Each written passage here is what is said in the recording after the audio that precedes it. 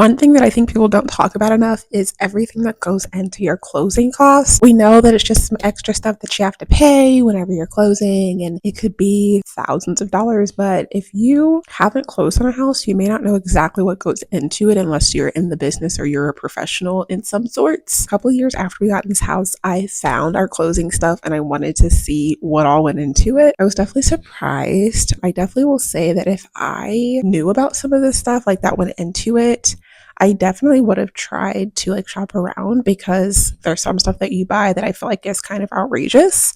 But that's just me being uneducated. That's fully on me. So definitely if somebody else is in the market for a house soon, you might want to try to shop around for some of these things. So like I said before, we did close on this house for $317,000. We put 20% down. When we did sign our contract, we did put down $10,000, which did go towards the cost, like the final cost of our down payment, closing costs, blah, blah, blah.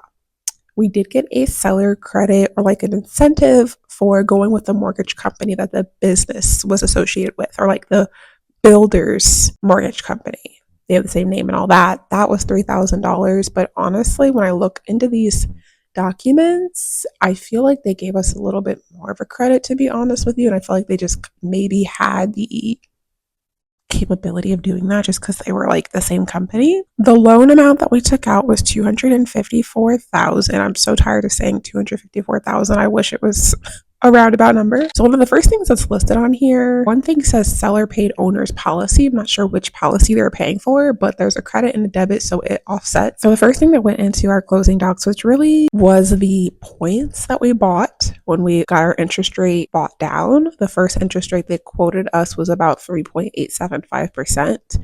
We bought it down to 3%. That was $2,223. And then there's a bunch of fees that are in these closing docs, like a processing fee of $550. I want to know what they're processing.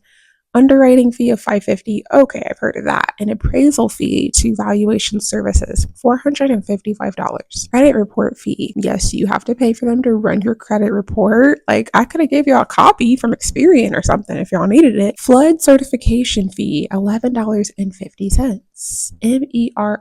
MERS fee. I'm going to look this up because as I'm sitting here, my MacBook is upstairs. Don't know what an MERS fee is. Tax service contract to master servicer. Tax service contract setup to CoreLogic. That's $49 and $19. Prepaid interest. Did you know that you pay your prepaid interest from your mortgage in your closing docs? So we closed September 17th, and from September 17th through October 1st, it says $20.88 per day of interest. It's almost $300. That went into that. Title charges and escrow settlement charges. There's a lot of this. ALTA endorsement. There's like 3 different things for that. That's like $250. Closing protection letter, lender, endorsement for survey. I know what a survey is. I know they have to survey your land and all that. Blah, blah, blah. Examination fee, settlement closing fee. There's lender title insurance. This is a thing that I wish I could have shopped around for, because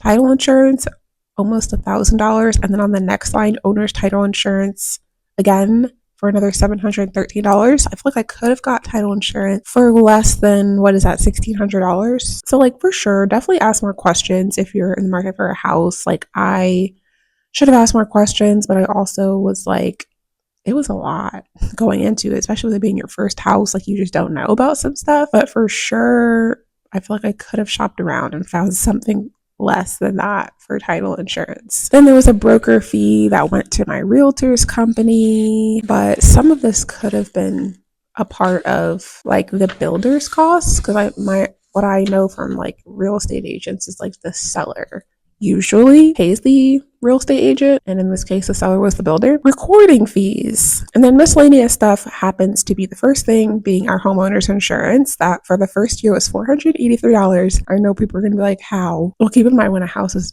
built, obviously they're not expecting to have to cover you for too much. Like, it's probably unlikely for you to like have to make an insurance claim in your first year that your house was just built. So it reflects that. I mean, now it's creeping up every year. I'm about to start shopping around, I think. There was a setup fee for the HOA, survey reimbursement, that probably offsets. Direct pay to the person who built our house. That's a nice direct payment for them, $250,000. That's everything that went into it. Honestly, some of the math at the bottom I don't really understand, but lots of debits and credits finishing things out with it. They also give you a closing disclosure. Talks about how we have a 30-year mortgage, we have a conventional loan, how much our house was, our interest rate, our minimum payment. We don't have escrows. We handle all of that by ourselves, which is the way I like it. But there's a lot that goes into it. Like, seriously, some things you just wouldn't expect.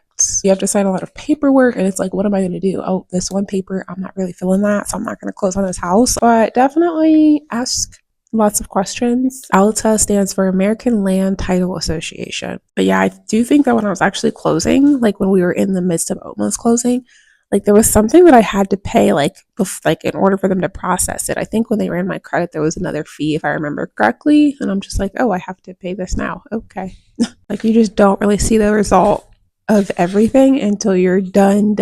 Like, everything is actually done. Exactly 4 years ago, we were closing on this house. Definitely let me know anything that you all have seen in your closing docs or that you found out after becoming a homeowner that you weren't expecting, because that's definitely one of them. I will also say with like our closing experience, I don't know, you really have to be on them. Like, if you're going to build a house, the one thing that I definitely would like say, or like I would have done differently, you really have to be on them. I remember when we were about to close, the builder specifically told us, like, don't blue tape it. And I was like, what does that mean?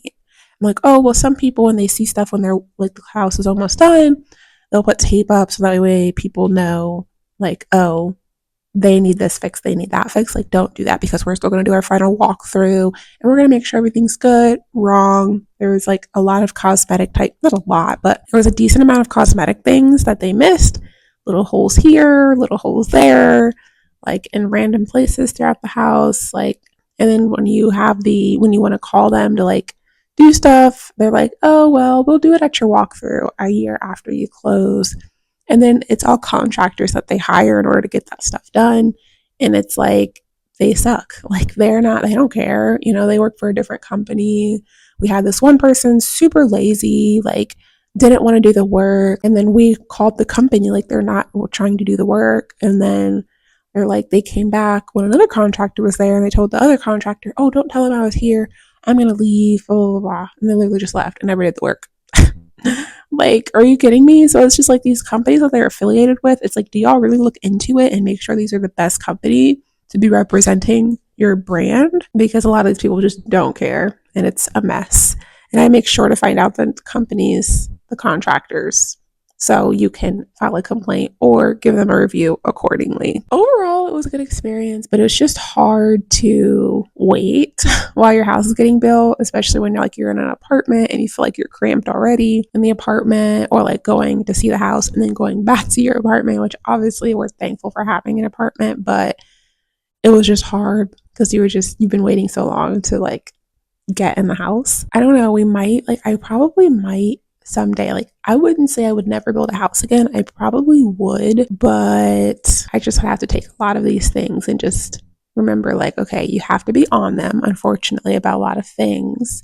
You have to be on it. At least now I know what to expect. I know that if I got a house again, I would make sure that the lot, like, I have a decent distance away from my neighbor. Like, for sure, I don't want to be super close to my neighbor. And I probably would do a custom build, to be honest with you, instead of like having it be like just one site that's building houses and you have like 6 different models to choose from. I probably would go and do something different. I feel like, honestly, the way my house is set up, the model that we ended up choosing, which the salesperson suggested because we wanted an island and like porch, the model that we switched to, it ended up flipping like where the bathroom and the laundry room would be, I'm pretty sure. And I just feel like the way our bathroom is upstairs, like we have a bathroom in our bedroom and then right outside our bedroom is another bathroom. But I just feel like it doesn't really make sense because at the opposite end of the hall is the laundry room. But it just makes more sense to not have 2 bathrooms so close, especially with like kids. It just makes sense to have the bathrooms on the opposite side. And then as far as like laundry, when you're doing laundry late, like it's just, you don't really think about some stuff like that. Also, we didn't know until we closed that we didn't have a coat closet. I'm just like, okay, we have to like buy our own like standing type of thing to put stuff on. And honestly, it's not even like as sturdy as I would love it to be. So just like a lot of things that you just don't think about until later, like, oh, this is like pretty inconvenient and I kind of just have to live with this forever. Like just the main thing is like the bathroom. I really just feel like that could be in a different spot. No, not only like now, but when they're older, their bathroom is going to be right next to our bedroom. Anyway, what are you going to do? I'm not really too bothered by our HOA. Like they're really the type that they kind of just stay away unless someone complains to them, then they have to like step in and stuff like that. They do have restrictions on different things like fences. But now that our neighborhood is complete and no houses are being built anymore, technically we have like a board of people that kind of handle different things. I think they want to like try to get some of the restrictions lifted and things like that. But it really doesn't bother us. We're just the type that we just stay in the house and we're not looking to have like a whole renovation outside and do all these like fancy things. Like that's just the type of homeowners that we are. We got a fence pretty early on, but that's really it. We do want to get a patio, but the whole thing is if you hire a company that handles the HOA stuff for you, you don't have to like deal with stuff that's like annoying, like submitting paperwork for that. So like I just don't. The only thing I do wish is like I definitely when we first came, I specifically remember asking like, can we get fences in the front? And like the HOA doesn't allow that. So I was like a little disappointed, honestly, especially with kids. Not that my kids like running in the street, but who doesn't want that there just in case? I am happy that we got like the 3rd car garage. That's something that's super helpful. Anybody who has 2 cars and just a 2-car garage, unless you have a decent sized garage, you're probably going to need more space. And our HOA, that's another thing, doesn't allow like sheds and stuff like that. Like I said, I don't know if anything's going to be changing with it, but we have lawnmowers in there. We have a bike in there. We have a scooter. It's the trash. Like we have to keep the trash in there. Luckily, most of the time it smells okay. But yeah, overall, that's really all we can say. Our basement is very spacious. We barely have stuff down there, to be honest with you. So someday, long term, would love to like finish some parts of it. But for now, it is an unfinished basement. But at the end of the day, if you guys know our story, you know what it's really about for us is just having a home. That's what we really appreciate. That's what we're really thankful for. And that's really all we can ask for. Like, it doesn't take a whole lot to make us happy with this house. There's different things that sure I would change if I did it again.